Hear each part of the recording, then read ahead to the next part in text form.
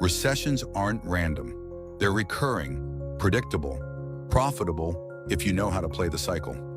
In this video, we'll break down what recessions really are, how booms create busts, how to read the storm before it hits, the common traps that cost people money, the playbook to stay ready, and where the real opportunity lies when everyone else is scared. Let's get into it. 1. What a recession actually means. Let's set the record straight. A recession isn't when everything falls apart. It's when the economy takes a step back. Technically, it's when the country's overall economic output shrinks for 2 quarters in a row. What does that mean in real life? Less spending, slower business, higher unemployment. People tighten up, and companies feel it. But here's the part that doesn't make the headlines. Recessions aren't rare. They're part of a pattern. They've happened every few years for decades, and each time, the economy has recovered. The 2000 tech bust? Brutal, but temporary. 2008 housing crisis? One of the worst in history, but it sparked one of the biggest market runs ever. COVID in 2020? Fastest crash and fastest rebound. Recessions don't signal the end. They reset the game. Overvalued assets drop. Speculation dies down. Weak businesses get exposed. But here's the upside. That reset also brings opportunity. When prices drop across the board, that's when the smartest investors start buying. Not because they're fearless, but because they understand the cycle. They don't run from recessions, they use them. So here's what matters. Stop thinking of a recession as a disaster. Start seeing it for what it is. A pause in the race that gives you a chance to reposition. And if you play it right, you don't just recover, you leap ahead. 2. How booms create busts. Recessions don't start with bad news. They start with good times. The kind that feel too good to question. Low interest rates make borrowing easy. Everyone starts spending, investing, speculating. Prices go up, then up again, and again. Confidence turns into greed. People stop thinking about risk. They just want in before it's too late. This is how bubbles form. Stocks soar past their real value. Homes get overbid. People buy crypto with credit cards. The energy feels unstoppable. But that's exactly the problem. Because eventually, something cracks. The central bank raises rates, inflation surges, a geopolitical shock rattles the system, and just like that, boom turns into bust. Now everyone's racing to unwind. Sell off, cut losses.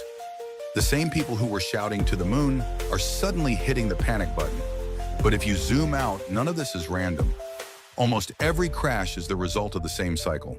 Euphoria, excess, correction. Smart investors don't wait for the collapse to start thinking. They study the pattern and recognize when the hype has overtaken reality. Here's what to look for. Asset prices rising faster than earnings or fundamentals. Massive FOMO driving investment decisions. Companies getting huge valuations without making a profit. Debt levels rising across households, corporations, and governments. These are signals, not surprises, because booms feel great right up until they don't. The key is understanding that the seeds of the next crash are often planted in the peak of the last rally. So instead of asking, how do I avoid a crash?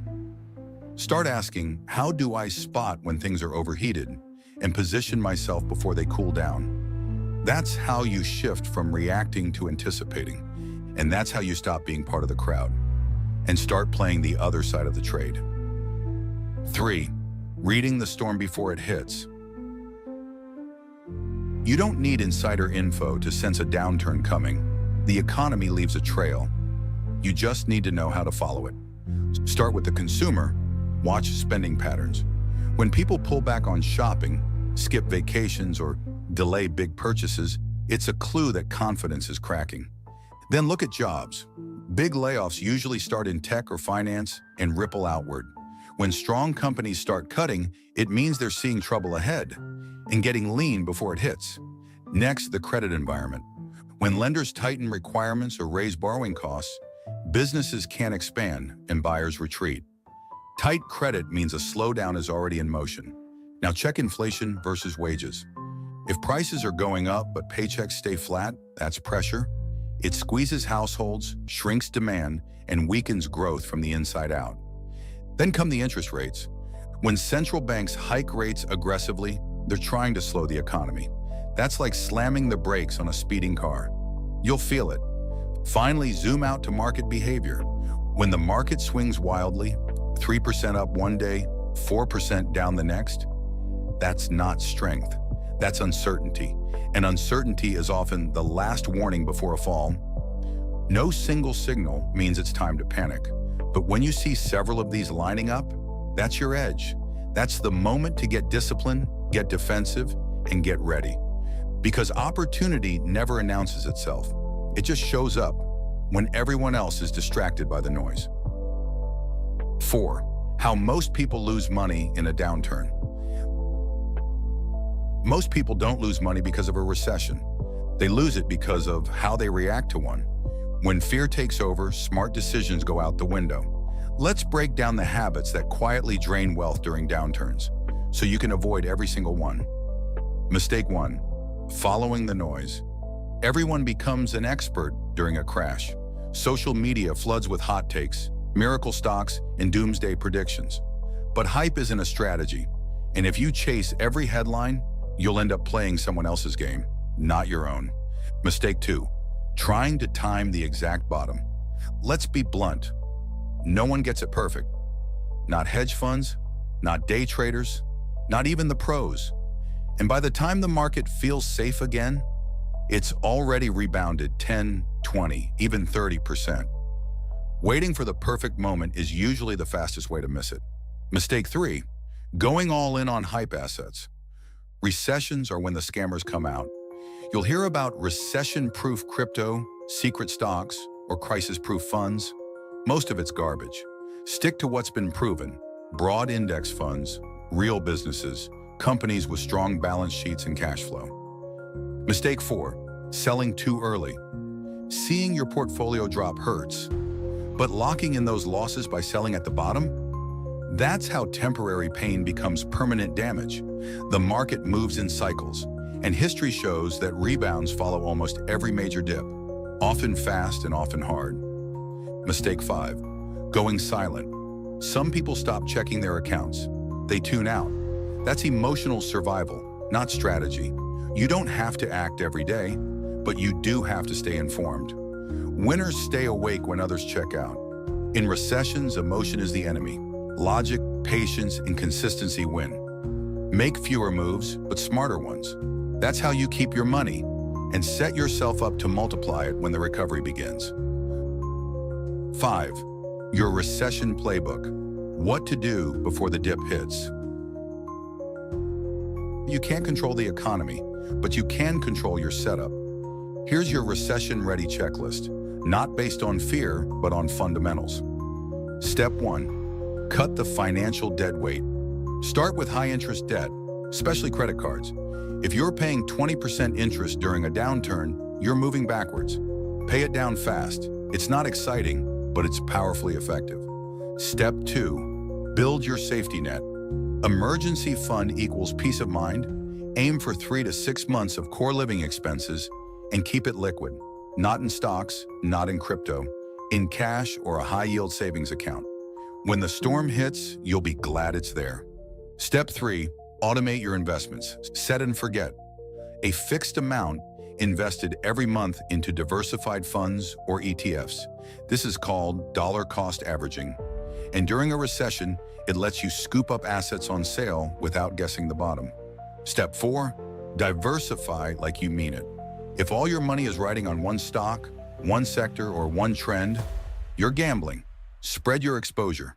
Think stocks, bonds, real estate, maybe a small slice of crypto or gold if you really understand it.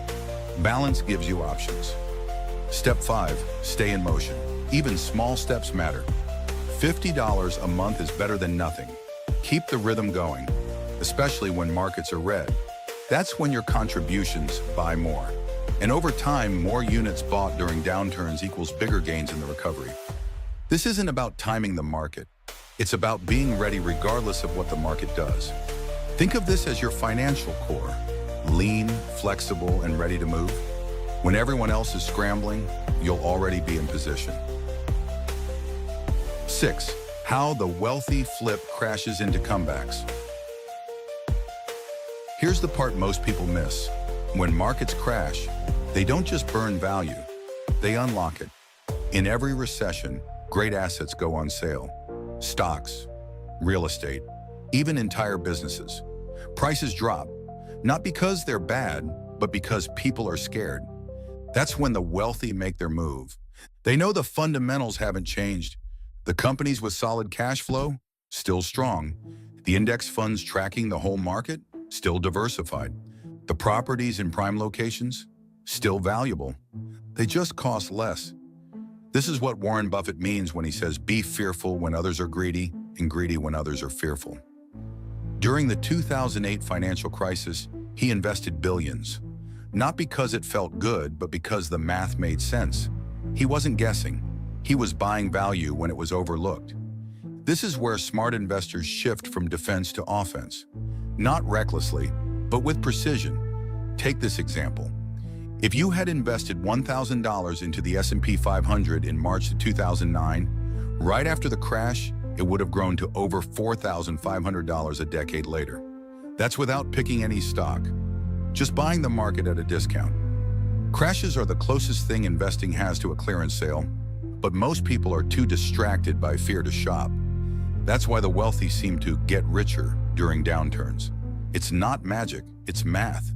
They plan when things are calm so they can act when things are chaotic. 7. It's not the crash, it's the response. Markets will rise. Markets will fall. That's inevitable. But how you position yourself, before, during, and after, is what separates losses from leverage. Some chase noise, others freeze. But you've just walked through the entire cycle, and now you see the playbook clearly.